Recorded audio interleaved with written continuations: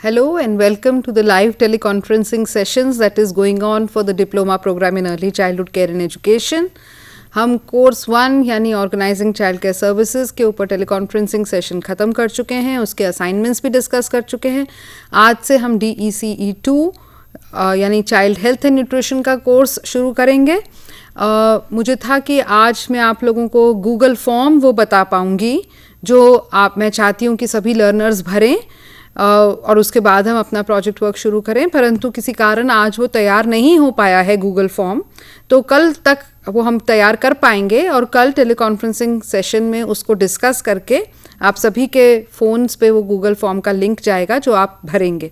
तो वो बात हम कल शुरू करेंगे दोबारा. आज अभी हम DECE 2 यानी चाइल्ड हेल्थ एंड न्यूट्रिशन के ऊपर अपना टेलीकॉन्फ्रेंसिंग शुरू करते हैं. इसमें हमारे पास टोटल 8 ब्लॉक्स हैं और 8 ब्लॉक्स में हमारे पास लगभग आई थिंक 30 प्लस यूनिट्स हैं. तो कोशिश करते हुए कि आज के दिन में 2 यूनिट्स को ख़त्म करते हुए हम आगे अपना पढ़ाई जारी रखते हैं. बीच में कभी जब थोड़ा सा पढ़ाई हो जाएगी तो मैं जो DECE 2 के असाइनमेंट है जिसकी सबमिशन की डेट हमने फरवरी रखी है उसके बारे में बात कर लेंगे.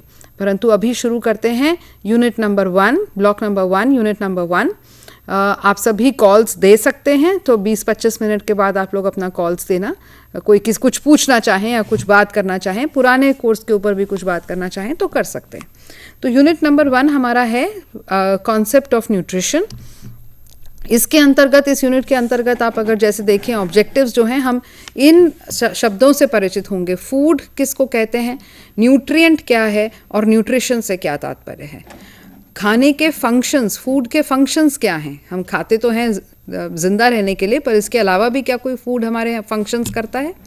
और हम ये हल्का सा ये समझ पाएंगे, ज़्यादा गहराई में नहीं, कि फूड को किस प्रकार बॉडी जो है वो यूटिलाइज़ करती है. खाने का केवल मकसद केवल खाना ही नहीं है. खाने से बहुत सामाजिक और हमारे कल्चरल, मनोवैज्ञानिक और आर्थिक पहलू जुड़े हुए हैं.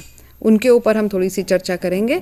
और खाने, फूड, हेल्थ और डिजीज़ के बीच में क्या इंटर रिलेशनशिप है, क्या खाना व्यक्ति का स्वास्थ्य और बीमारी, इसके अंदर क्या रिलेशनशिप है, ये समझेंगे. तो बहुत कुछ कई बातें हैं जो हमें पता ही हैं इस कोर्स के तहत, परंतु उनको हम और एक वैज्ञानिक ढंग से पढ़ेंगे इस कोर्स के अंतर्गत. और कई हम लोगों की अपनी थोड़ी धारणाएं होती हैं जो शायद पूरी तरह खरी नहीं उतरती हैं खाने से संबंधित या छोटे बच्चों को खाना खिलाने से संबंधित. तो उन पे भी जहाँ तक संभव हो सकेगा हम चर्चा करेंगे.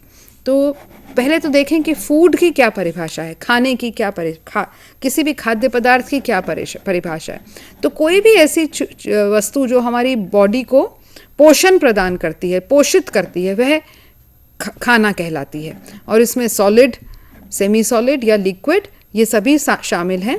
और जो भी कोई ऐसी चीज़ जिसको हम खा सकते हैं और हमें स्वस्थ रखने में जिसका हाथ है. अब स्वस्थता की भी जो डेफिनेशन है ये हम समझेंगे. स्वस्थता क्या केवल शारीरिक रोग का ना होना है या इसमें कुछ और बातें भी सम्मिलित हैं, ये भी इस बात पे हम चर्चा करेंगे. तो खाने की ये परिभाषा देखने के बाद आइए देखें कि फूड के कार्य क्या हैं, खाद्य पदार्थ के कार्य क्या क्या हैं. तो सबसे पहला फंक्शन तो फूड का जो है वो है फिजियोलॉजिकल, यानी हमारी शारीरिक क्रियाओं से संबंधित. अब इसके अंदर भी फिजियोलॉजिकल फंक्शन के अंदर भी हमारे 4 मुख्य फंक्शन हैं. ऊर्जा प्रदान करना, एनर्जी गिविंग, शरीर का निर्माण करना, बॉडी बिल्डिंग, शरीर को सुरक्षात्मक तरीके से उसको रक्षा करना यानी प्रोटेक्टिव, और रेगुलेटरी फंक्शन यानी शरीर की विभिन्न क्रियाओं को रेगुलेट करने का फंक्शन. तो अब इसमें देखते हैं एनर्जी गिविंग से हमारा क्या मतलब है. तो हमारे को अपने कार्य, रोज़मर्रा के कार्य के लिए हमें एनर्जी चाहिए, हमें ऊर्जा चाहिए होती है. और हम हर कार्य के लिए ऊर्जा चाहिए हमें, चाहे हम अपने दैनिक क्रियाएं कर रहे हैं, चाहे हम अपना सामाजिक कार्य कर रहे हैं, चाहे हम अपना ऑफिस का काम कर रहे हैं, चाहे घर पे काम काज कर रहे हैं, चाहे इवन हमें लगता है कि बैठ के जो व्यक्ति काम कर रहे हैं उतना उनका शारीरिक क्रिया नहीं हो रही है. एक फॉर एग्जांपल एक किसान या कोई एक जो मैनुअल लेबर कर रहा है उसके अपेक्षा एक आदमी जो कुर्सी पे बैठ के कार्य कर रहा है उसको कम एनर्जी की ज़रूरत है, परंतु एनर्जी की सबको ज़रूरत है। तो एनर्जी गिविंग फंक्शन जो फूड है, ये जो है हमारे फूड के अंदर कुछ ऐसे न्यूट्रिएंट्स होते हैं जिनके कारण ये फंक्शन जो होता है हो पाता है। स्पेसिफिकली कार्बोहाइड्रेट और फैट से ये होता है, जिसके बारे में हम और विस्तृत जानकारी बाद में करेंगे। बॉडी बिल्डिंग यानी जब बच्चा पैदा होता है या इवन जब बच्चा किस प्रकार जब एक बच्चे का कंसेप्शन होता है तो एक सिंगल सेल ऑर्गेनिज्म होता है, वो केवल एक सेल, उस एक सेल से सेल डिवीजन हो के एक पूरे बच्चे का निर्माण होता है। और बच्चा जब पैदा भी होता है तो उसके बाद वो कितना बड़ा होता है, तो इस बड़ा होने के अंतर्गत नई सेल्स, नई कोशिकाओं का निर्माण होता है, कोशिकाओं के आकार बढ़ते हैं, नए ऑर्गन्स का निर्माण होता है। तो ये सब कार्य संभव हो पाता है खाने के कारण। वंस अगेन, खाने के अंदर हमारे कुछ ऐसे तत्व हैं जिनका विशेष कार्य है शरीर का निर्माण करना या बॉडी बिल्डिंग। ये तत्व हैं प्रोटीन। इसके बारे में भी हम विस्तार से अगले आने वाले सत्रों में चर्चा करेंगे। इसके अलावा हम देखें तो हम कई बार व्यक्ति बीमार हो जाते हैं और कई व्यक्ति नहीं भी उतनी बार बीमार होते हैं। तो प्रोटेक्टिव फंक्शन ऑफ फूड से मतलब है कि बीमारियों के प्रति हमारी रोकथाम करने में फूड की भूमिका। यानी जब इन्फेक्शन हो जाए, दो लोगों को इन्फेक्शन होता है और कोई एक व्यक्ति उसके प्रति ज़्यादा उसका शरीर खराब हो जाता है और कई का नहीं होता है, तो इसमें भी फूड का एक बड़ा रोल है कि किस प्रकार का खाना खाया जा रहा है। वो इस पे डिपेंड करेगा कि प्रोटेक्टिव फंक्शन उसका खाए जाने वाला फूड प्रदान कर रहा है या नहीं। साथ ही में जो हमारा दूसरा फंक्शन है वह है रेगुलेटरी फंक्शन। यानी हमारे शरीर में कई क्रियाएं चल रही हैं। हार्ट, दिल धड़क रहा है, सारे शरीर को ब्लड सप्लाई कर रहा है, किडनी काम कर रही है, लंग्स काम कर रहे हैं, ब्रेन काम कर रहा है। इसके बारे में हम अवेयर भी नहीं हैं, परंतु ये सब क्रियाएं जो हो रही हैं, ये सब इन्हीं के कारण जो हमारा शरीर है वो एक संतुलन में चल रहा है। सारा शरीर का विभिन्न प्रोसेसेस जो हैं वो रेगुलेशन में है। पेट खाना डाइजेस्ट कर रहा है और सारी जो इंद्रियां हैं वो मैसेजेस आदान प्रदान कर रही हैं। तो ये सब जो चीज़ें हैं इसको हम कहते हैं रेगुलेटरी फंक्शन ऑफ फूड। और ये रेगुलेटरी फंक्शन ऑफ फूड भी जो हमारा फूड के अंदर जो हमारा स्पेशल न्यूट्रिएंट हैं, जिसको हम कहते हैं कि विटामिन्स और मिनरल्स, उनके हिसाब से उनके कारण ये प्रोटेक्टिव और रेगुलेटरी फंक्शन जो है वो हमारा होता है। तो यहीं पे यही बात आगे और यहाँ स्लाइड में लिखी है। एनर्जी गिविंग वाले न्यूट्रिएंट्स हमारे हैं कार्बोहाइड्रेट और फैट। जो हमारे ग्रोथ और डेवलपमेंट के लिए हैं, बॉडी बिल्डिंग, वो हैं प्रोटीन। अब आप कहेंगे कि हम तो बड़े हो गए, अब हमारी तो बॉडी ने और ग्रो नहीं करना, तो हमें क्या प्रोटीन की ज़रूरत है? तो हमें है प्रोटीन की ज़रूरत इवन एज अडल्ट, चाहे हमारी बॉडी ने अब और ग्रो नहीं करना है, क्योंकि हमारे जो बॉडी के टिश्यूज़ हैं ये टूटते रहते हैं, ये पुराने होते हैं और ये रिप्लेस होते रहते हैं। तो जो पुराने टूटे हुए टिश्यू के स्थान पे नया टिश्यू का निर्माण जो होना है, चाहे भले ही हमारे को अब और हमारी बॉडी ग्रोथ उस तरीके से नहीं हो रही है, क्योंकि परंतु रोज़ के रखरखाव में जो बॉडी के सेल्स डैमेज हो रहे हैं और जो दोबारा नए सेल्स बन रहे हैं, वो भी बॉडी रिपेयर, वो भी एक किस्म की बॉडी रिपेयर के अंतर्गत आते हैं, बॉडी ग्रोथ के अंतर्गत आते हैं, और उसके लिए हमें प्रोटीन की आवश्यकता है। Protective and regulatory function of food, जैसे मैं बोल रही हूँ, ये विटामिन्स और मिनरल्स करते हैं कि हमारे को इन्फेक्शन से बचा के रखते हैं, और हमारे बॉडी सिस्टम्स जो इन्फेक्शन को फाइट करते हैं उनकी प्रॉपर फंक्शनिंग के लिए भी ये प्रोटेक्टिव और रेगुलेटरी फंक्शन जो फूड है, इसमें ये विटामिन और मिनरल की अगर हमारी कमी रहेगी तो हमारा ये वाला फंक्शन जो है ये हमारा थोड़ा कम हो जाएगा। और बीमारी से कितनी जल्दी हम वापस रिकवरी करते हैं ये भी हमारे खाने के ऊपर आधारित होता है।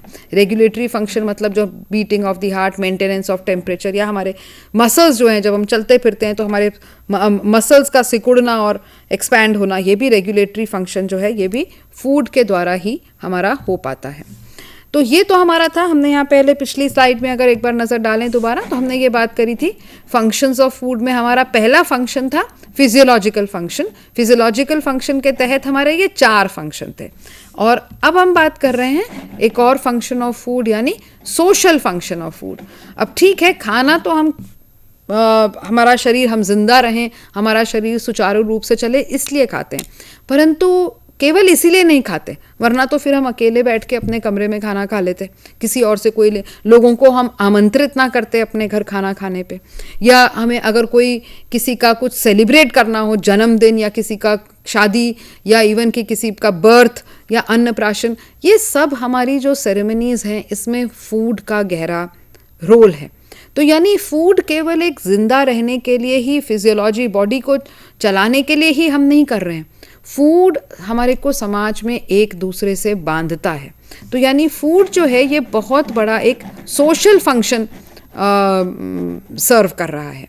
हम कोई खुशी के मौके पे है तब भी हमारा फूड का सिलसिला रहता है, और अनफॉर्चुनेटली अगर दुख का मौका हो तब भी हमारा फूड का सिलसिला रहता है। भले ही चाहे हम तब उतना बहुत बढ़िया तरीके से वो ना करें, बिल्कुल बेसिक करें, परंतु हमारे जीवन के हर आयाम के साथ फूड जो है वो जुड़ा हुआ है।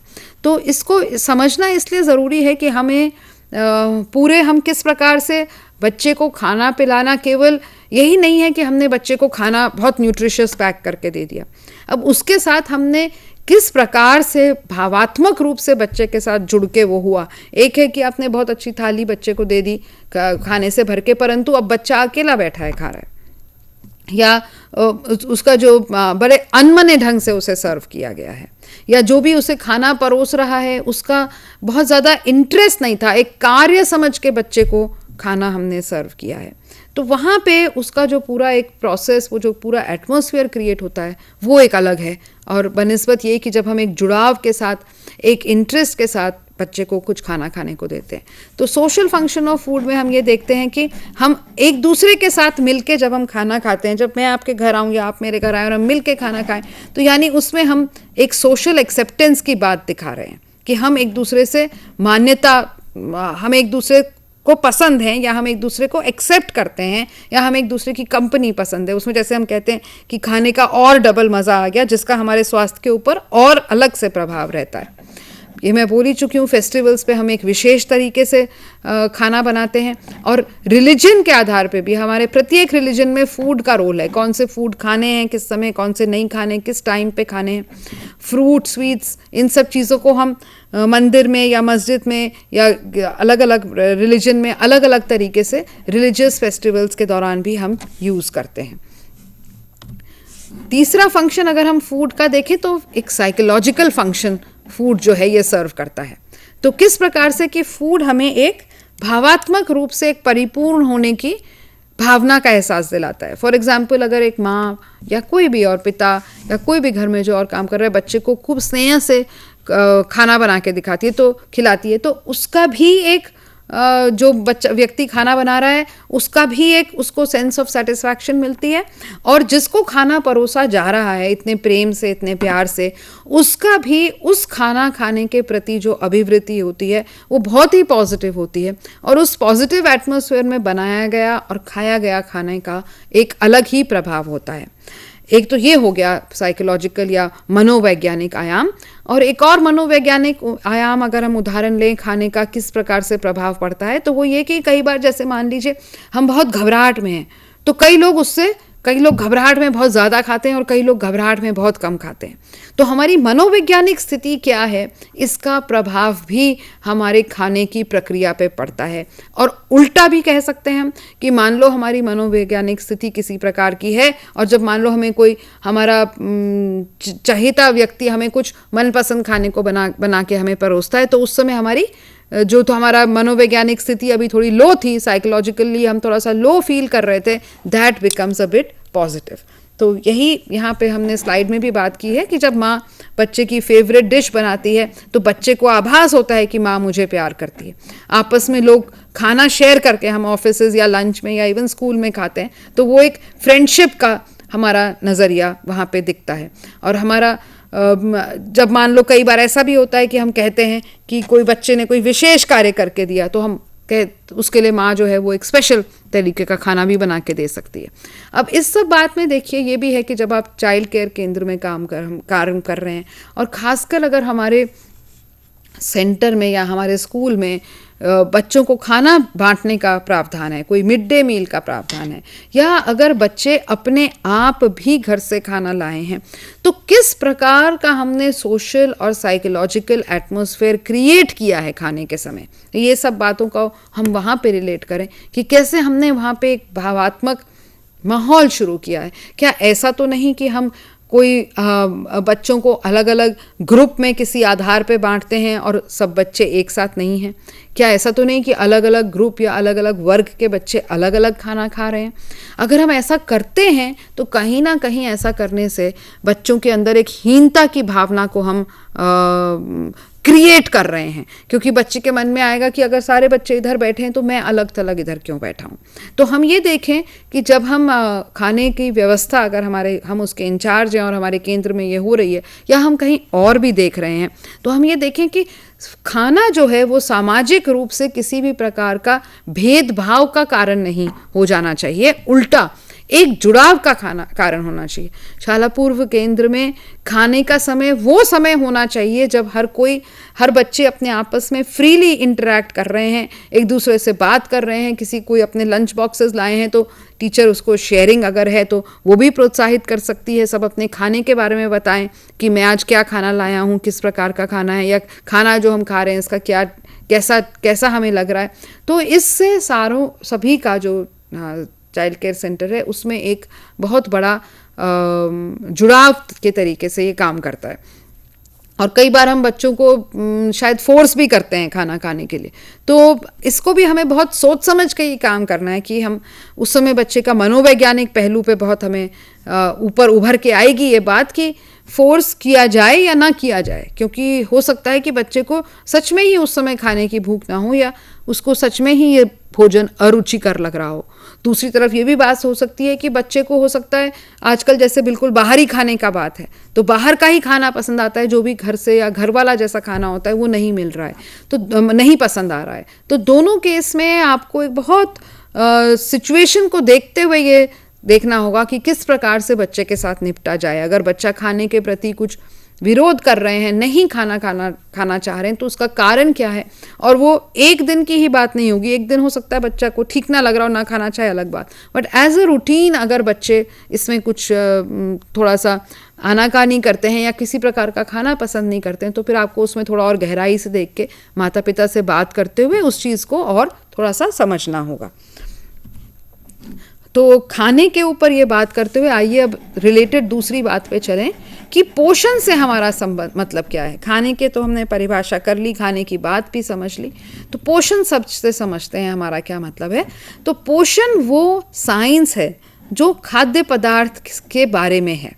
खाद्य पदार्थ केवल हर एक खाद्य पदार्थ में किस प्रकार का न्यूट्रिशन है, ज़्यादा खाने से क्या लाभ है, कम खाने से क्या लाभ है, क्या न्यूट्रिएंट है, क्या पोषक तत्व है हर खाने में, क्या और अन्य सब्सटेंस हैं खाने में, ये सब पोषक तत्व जो खाने में हैं ये एक दूसरे के साथ कैसे एक्शन, इंटरैक्शन और बैलेंस इनका किस प्रकार होता है। यानी यदि हम ज़्यादा प्रोटीन खा लें तो क्या उसका कोई कार्बोहाइड्रेट पे प्रभाव है, अगर ज़्यादा कार्बोहाइड्रेट खा लें तो क्या प्रोटीन पे प्रभाव है, अगर एक किस्म का मिनरल खा लें तो क्या दूसरे पे प्रभाव है। ये सब का जो इंटरैक्शन और रिलेशन है, ये सब भी न्यूट्रिशन जो साइंस है उसके अंतर्गत आता है। और खाने का हेल्थ और डिजीज़, बीमारी, स्वास्थ्य और बीमारी से खाने का क्या रिलेशनशिप है, यह भी न्यूट्रिशन साइंस के अंतर्गत आता है। साथ ही न्यूट्रिशन साइंस में हम ये भी पढ़ते हैं कि किस प्रकार खाना जो जीव है वो खाता है, किस प्रकार वो डाइजेस्ट होता है, डाइजेस्ट होने के बाद किस प्रकार वो हमारी कोशिकाएं उसको अब्जॉर्व करती हैं, पेट से अब्जॉर्ब होके और आंतों से अब्जॉर्ब होके कैसे खाना अलग अलग जगह पे पहुंचता है और अलग अलग बॉडी के ऑर्गन्स में पहुंच के न्यूट्रिएंट का यूटिलाइजेशन किस प्रकार होता है, और फिर एंड प्रोडक्ट का डिस्पोजल बॉडी से किस प्रकार होता है। तो यह सब तो पूरी एक फिजिकल क्रिया है जिससे न्यूट्रिशन की बात है, परंतु न्यूट्रिशन इसके साथ साथ न्यूट्रिशन में सामाजिक आयाम भी हैं, क्योंकि व्यक्ति क्या खाते हैं ये उनके सामाजिक, आर्थिक और कल्चरल बैकग्राउंड पर भी डिपेंड करता है। हर वर्ग के व्यक्ति के खाने के तरीके, क्या खा पाते हैं वो, क्या खरीद पाते हैं, इसमें भी बहुत फ़र्क होता है। और हर वर्ग के खाने के मनोवैज्ञानिक पहलू क्या हैं, उससे क्या जुड़े हुए हैं, यह सब भी जो है साइंस ऑफ न्यूट्रिशन के तहत ये आता है। तो फूड और न्यूट्रिशन दोनों ही साथ में जुड़े हुए हैं। न्यूट्रिशन यानी पोषण, खाना किस प्रकार से हमें पोषण प्रदान करता है और उसके क्या अलग अलग आयाम हैं, किस प्रकार अलग अलग आयु वर्ग के लिए खाना डिफरेंट है, क्या किस प्रकार अगर हर सामाजिक आर्थिक वर्ग के लोग की खरीद पाने की क्षमता कम होती है, तो किस प्रकार से अगर हमारे पास बहुत आर्थिक क्षमता नहीं भी है खरीद पाने की, तो हम किस प्रकार से न्यूट्रिशियस फूड, पोषक खाना फिर भी खा सकते हैं। यह सब बातें साइंस ऑफ न्यूट्रिशन में आता है और इन सभी के ऊपर हम अपने बाल केंद्र के बच्चों के साथ कार्य करते हुए इस नज़रिए से हम इस पाठ्यक्रम में इनके ऊपर सब चर्चा भी करेंगे। तो मैंने बात की थी आपको कि nutrition is the science of action, interaction and balance between the nutrients. इस बात को थोड़ा सा और समझ लें कि जो पोषक तत्व हैं उनका एक्शन, दो पोषक तत्वों के बीच में अंतःक्रिया, इंटरैक्शन, और दो या दो से अधिक पोषक तत्वों के बीच में उनका बैलेंस बनाना, यह सब साइंस न्यूट्रिशन साइंस कहलाता है। इसको थोड़ा और समझते हैं। तो पहले तो हम ये समझें कि जो ये पोषक तत्व हैं, खाने में पोषक तत्व हैं, खाने में जो पोषक तत्व हैं उनको दो में विभाजित किया जाता है, मैक्रोन्यूट्रिएंट और माइक्रोन्यूट्रिएंट। मैक्रो यानी बड़ा, माइक्रो माने छोटा, न्यूट्रिएंट माने पोषक तत्व। अब क्या मतलब हुआ मैक्रोन्यूट्रिएंट का? मैक्रोन्यूट्रिएंट यानी जिनकी शरीर को काफ़ी अमाउंट में आवश्यकता है, और मैक्रोन्यूट्रिएंट मतलब जिनकी शरीर को छोटे अमाउंट में आवश्यकता है। परंतु इस बात से हम ये ना समझें कि माइक्रोन्यूट्रिएंट की शरीर को छोटे अमाउंट में आवश्यकता है तो यानी उनका रोल कम है, ऐसा नहीं है। वो उतना ही इम्पॉर्टेंट है, हमें कम चाहिए, बहुत कम मात्रा में चाहिए, परंतु अगर वो बहुत कम मात्रा हमें नहीं मिलती है तो शरीर में गड़बड़ हो जाती है।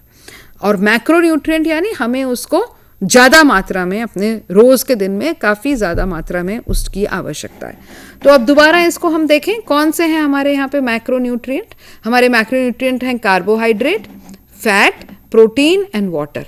तो अब आपको अगर अभी पिछली स्लाइड याद होगा तो हमने बात की थी कि कार्बोहाइड्रेट और फैट जो है एनर्जी गिविंग है और प्रोटीन्स जो है बॉडी बिल्डिंग है। तो यानी एनर्जी गिविंग और बॉडी बिल्डिंग जो हमारे फूड्स हैं, जो भी ये प्रदान करते हैं जो फूड, उनको हमें ज़्यादा क्वांटिटी में खाना है। साथ में क्योंकि पानी का बहुत महत्व है डाइजेशन वगैरह या हर प्रकार की फूड की किसी भी क्रिया में, तो पानी को भी एक मैक्रोन्यूट्रिएंट का दर्जा दिया गया है। It is as important as any other nutrient because it is a part and parcel. हमारी 70% हमारी बॉडी जो है पानी और फ्लूइड से बनी है, इसलिए पानी की इतनी महत्ता है। मैक्रोन्यूट्रिएंट जो है हमें छोटे अमाउंट में चाहिए और ये हैं जो विटामिन और मिनरल हैं। अगर हम दोबारा से अपनी पिछली स्लाइड याद करें तो हमें ध्यान रहेगा कि विटामिन और मिनरल हमारे प्रोटेक्टिव और रेगुलेटरी फंक्शन को फुलफिल कर रहे थे। तो फॉर एग्जाम्पल अब इसी के थ्रू हम ये समझते हैं एक्शन, इंटरैक्शन, बैलेंस, एक एग्जाम्पल के थ्रू। फॉर एग्जाम्पल कैल्शियम जो है वो हमें चाहिए शरीर में, ये मिनरल है कैल्शियम, हमें कैल्शियम चाहिए स्ट्रॉन्ग बोन और टीथ बनाने के लिए। तो यह तो यानी कि हमारी जो हड्डियां और दांत, यह तो हुआ इसका एक्शन। परंतु कैल्शियम केवल अकेले नहीं बोन्स और टीथ बनाता है, उसको साथ साथ फॉस्फोरस मिनरल की भी आवश्यकता है। तो ये यानी जब दोनों कैल्शियम और फॉस्फोरस इकट्ठा होंगे तब हमारा ग्रोथ नॉर्मल, बोन्स और टीथ का नॉर्मल होगा। यानी ये इनका इंटरेक्शन दिखा रहा है। केवल इंटरेक्शन ही काफ़ी नहीं है, हमें बैलेंस चाहिए। यानी क्या हो जाता है, अगर हम बहुत ज़्यादा मात्रा में फास्फोरस ले रहे हैं तो जो कैल्शियम है हमारी बॉडी में उसका यूटिलाइजेशन उतना नहीं हो पाएगा, चाहे हम ग्रहण करेंगे भी तो उसका इतना हमारा इनफ, हमने खाया भी होगा तो बॉडी उसको यूज़ नहीं कर पाएगी। यानी एक इम्बैलेंस हो जाएगा बिटवीन कैल्शियम एंड फॉस्फोरस, और जो हमारे बोन्स और टीथ हैं जिस भांति बनने चाहिए थे, बढ़ने चाहिए थे बच्चे के, वो उस प्रकार से नहीं हो पाएंगे। तो यानी एक्शन, इंटरैक्शन और बैलेंस सभी हमारे न्यूट्रिएंट कैटेगरीज के लिए बहुत इंपॉर्टेंट है। कई बार एक न्यूट्रिएंट का होना या ना होना शरीर में दूसरा जो न्यूट्रिएंट हमारे शरीर में है उसके यूटिलाइजेशन, उसकी अब्जॉर्प्शन को बहुत प्रभावित करता है और हमारे स्वास्थ्य के स्तर को प्रभावित करता है। इसलिए हमें बैलेंस में खाना खाना है। आगे आगे जैसे हम पढ़ेंगे तो हम बैलेंस डाइट की संरचना का कॉन्सेप्ट भी यहीं से निकल के आता है कि हमारे को जितनी आवश्यकता है उस आवश्यकता में हमारा खाना ऐसा हो कि हमें विभिन्न मैक्रोन्यूट्रिएंट और माइक्रोन्यूट्रिएंट प्रदान करे। जैसे जैसे कोर्स में आगे चलेंगे हम ब्लॉक 3, 4, 3 और 4 जो हैं विशेषकर से इसी चीज़ के ऊपर आधारित हैं।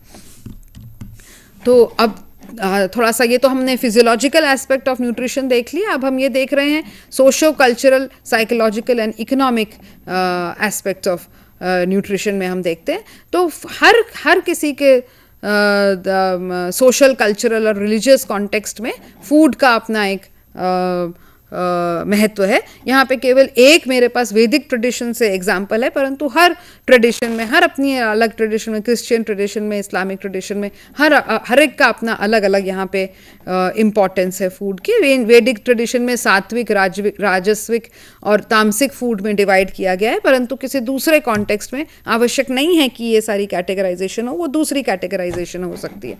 तो हम यही कह रहे हैं कि जो एक कम्युनिटी को शायद फूड जो एक्सेप्टेबल है, हो सकता है दूसरी कम्युनिटी को वो फूड एक्सेप्टेबल ना हो। तो इसके ऊपर हम कोई बहुत अपनी रिजिड धारणाएं ना बनाएं।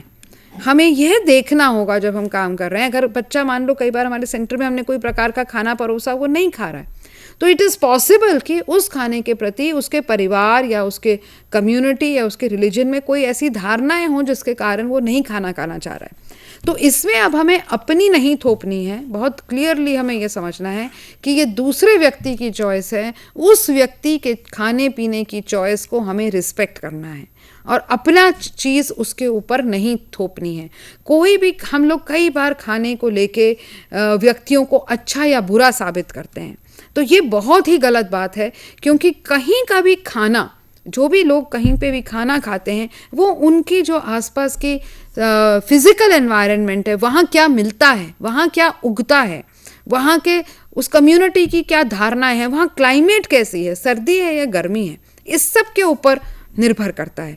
आखिर विश्व में सभी मनुष्य जो हैं वो अपने आसपास की सराउंडिंग से एक सामंजस्य स्थापित करके अपने खान पीन करते हैं।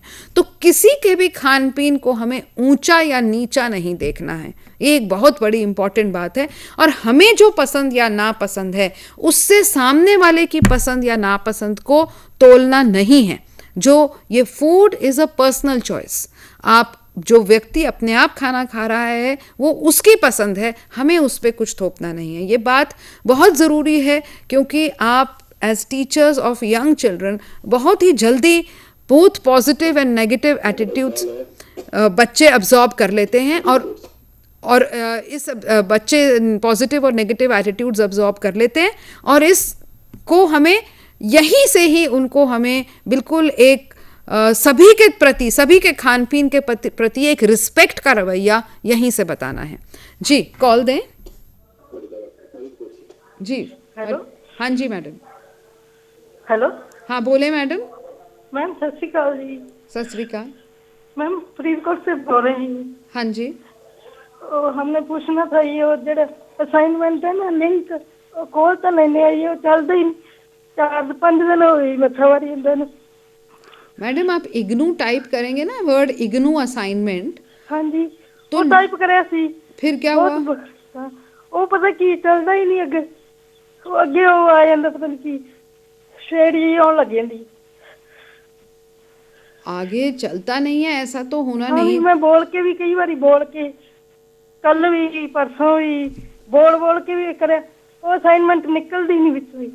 अच्छा ऐसा करते हैं, अभी थोड़ा सा ब्रेक लेते हैं। जब तक हम ब्रेक लेंगे मैं भी अपने यहाँ पे कंप्यूटर पे चेक करती हूँ कि असाइनमेंट खुल रहा है या नहीं। उसके बाद ब्रेक के बाद देखते हैं, आपको दिखाते हैं कि असाइनमेंट कैसे खोलना है और क्या करना है। तो अभी 1 मिनट का ब्रेक लेते हैं और फिर वापस आते हैं आपके प्रश्न पे। ठीक है।